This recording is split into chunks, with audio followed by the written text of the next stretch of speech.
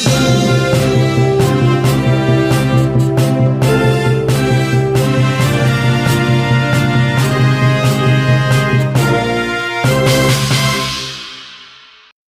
साथियों, आप देख रहे हैं हिट फिट न्यूज टीवी और मैं हूं हरनाम सिंह बड़वाल। दोस्तों, कल माननीय सर्वोच्च न्यायालय ने एक ऐतिहासिक कड़ा और बड़ा फैसला सुनाया, जिसकी पूरे हिंदुस्तान में चारों तरफ चर्चा हो रही है, प्रशंसा की जा रही है DY चंद्रचूड़ की।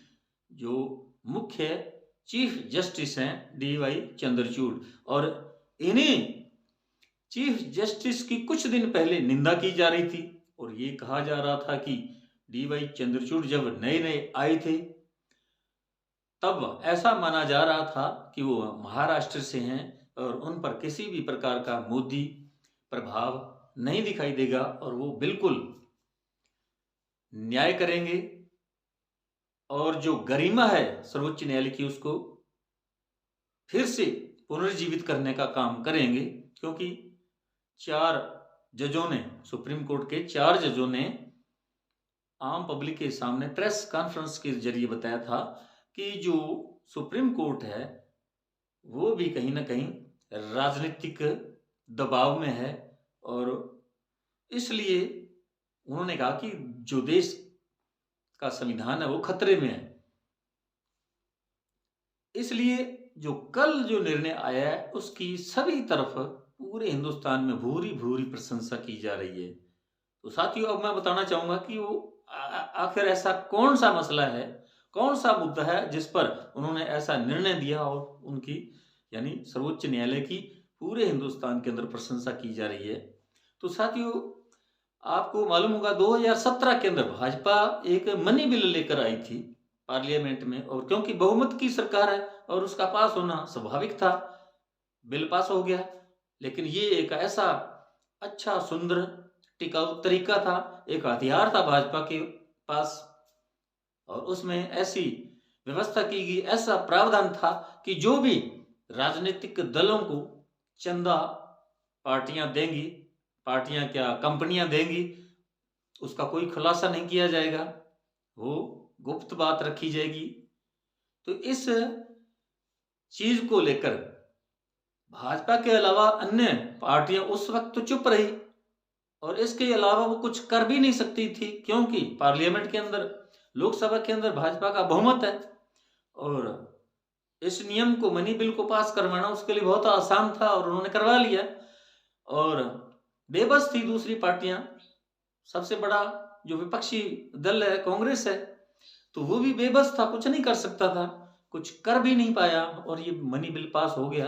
हालांकि उस समय ये संशय तो था, कांग्रेस को इस बात का इल्म था कि इसका बेजा इस्तेमाल किया जाएगा, ये कहीं ना कहीं विपक्ष जो है उसको कमजोर करने की एक साजिश है और इस साजिश के अंदर जो है विपक्ष का ही नुकसान होगा, ये उसे आभास हो चुका था। कांग्रेस को भी, अन्य जितने भी राष्ट्रीय दल हैं या क्षेत्रीय दल, उनको पता चल चुका था। और इस प्रावधान के अंदर, इस मनी बिल के अंदर ये प्रावधान जो किया गया था इलेक्ट्रल बॉन्ड का, यानी इलेक्ट्रल बॉन्ड के जरिए जो कंपनियां वो राजनीतिक दलों को चंदा देंगी और उसका ब्यौरा जो सार्वजनिक नहीं किया जाएगा, खुलासा ये गुप्त रखा जाएगा, इस प्रकार की ये व्यवस्था की गई, ये प्रावधान इस मनी बिल के अंदर किया गया। अब जाहिर है केंद्र में भाजपा की सत्ता थी और उन्हें इसका लाभ मिलने वाला था और हजारों करोड़ रुपए इसका लाभ मिला।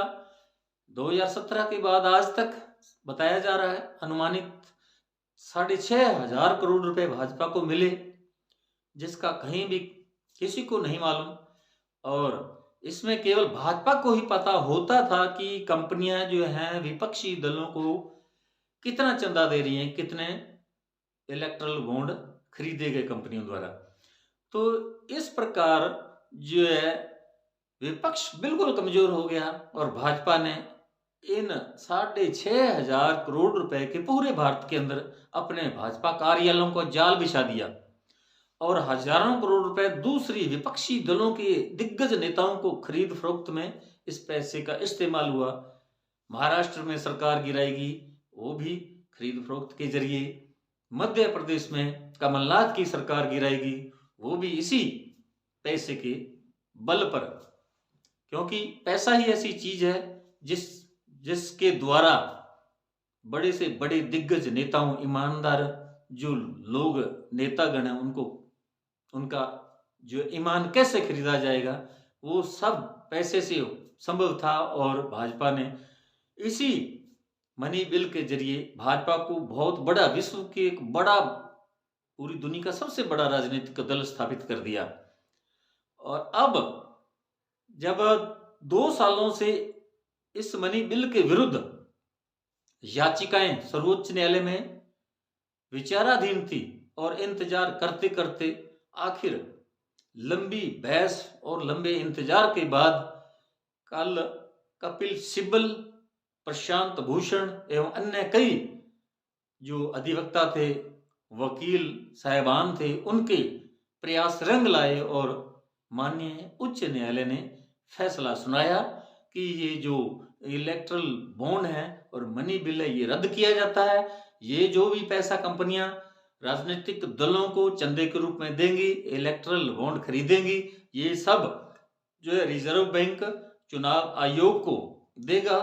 इसका पूरा ब्यौरा, और मार्च महीने से तक समय भी दिया गया कि चुनाव आयोग जो है इस पूरे ब्यौरे को अपनी वेबसाइट पर अपलोड करेगा, ताकि देश का हर नागरिक यह जान सके कि कौन सी कंपनी ने किस पार्टी को कितना चंदा दिया। तो ये आरटीआई के तहत इसकी अब व्यवस्था हो चुकी है। पहले था कि आरटीआई के तहत इसकी कोई जानकारी नहीं ले सकता था, प्रतिबंध लगा दिया गया था। तो ये थी सरासर तानाशाही, और इस स्कैम को लीगलाइज कर दिया गया था कानून बनाकर, मनी बिल के जरिए। तो ये जो भाजपा की एक कारस्तानी थी, वो सब लोगों को पता था, लेकिन सब लोग बेबस थे, क्योंकि बहुमत की सरकार है, कुछ भी कर सकते हैं। जो सुप्रीम कोर्ट के 2 पूर्व में इसी प्रकार के निर्णय आए, जिन्हें जो एक तो दिल्ली सरकार के संबंध में था कि जो कर्मचारी हैं, प्रशासनिक अधिकारी हैं, उनकी नियुक्ति और उनके स्थानांतरण का जो कार्य है, ये दिल्ली की सरकार, जो चुनी हुई सरकार है, वो करेगी। इसका फैसला अरविंद केजरीवाल के फेवर में गया, उनके हक में गया था। लेकिन भाजपा कहां चुप बैठने वाली थी, वो अध्यादेश लाकर उन्होंने इस कानून को पलट दिया था। तो इसलिए इस बार आम जो राजनीति के जानकार हैं या कानून के विशेषज्ञ हैं, उनका कहना है कि इस बार जो है ऊंट पहाड़ के नीचे आ गया। कहने का मतलब कि सुप्रीम कोर्ट ने इस फैसले को सुनाने का जो बहुत ही एक स्वर्णिम मौका जो है वो ढूंढा, यानी 5 वर्षों का जो कार्यकाल था भाजपा का, वो खत्म हो चुका है, और अंतिम जो लोकसभा का सेशन था वो भी समाप्त हो चुका है। और उसके जस्ट बाद ये निर्णय आया है, अब भाजपा ना तो कोई वो अध्यादेश ला सकती है और न कोई लोकसभा सेशन ही बुला सकती है, और इसलिए भाजपा भी अब बेबस हो चुकी है। और इससे लगता है कि जो विपक्षी दल है, उनको एक नई संजीवनी के रूप में ये फैसला मिला है, एक संजीवनी के तौर पर उनके काम आएगा ये फैसला। और भाजपा की इस एक लीगल स्कैम को वो भुनाने में अगर लोकसभा चुनावों में कामयाब रहते हैं, तो उन्हें इसका जरूर फायदा मिलेगा और भाजपा को भारी नुकसान होने वाला है, ऐसे कयास लगाए जा रहे हैं। तो साथियों, आपको हमारा ये वीडियो कैसा लगा कमेंट बॉक्स में जरूर लिखकर बताइएगा। यदि आपने हमारे hit fit news TV channel को सब्सक्राइब नहीं किया तो तुरंत सब्सक्राइब कर लें। हमारे इस वीडियो को अधिक से अधिक शेयर करें, लाइक करें। आपका बहुत बहुत शुक्रिया, धन्यवाद। राम राम, सत श्री अकाल।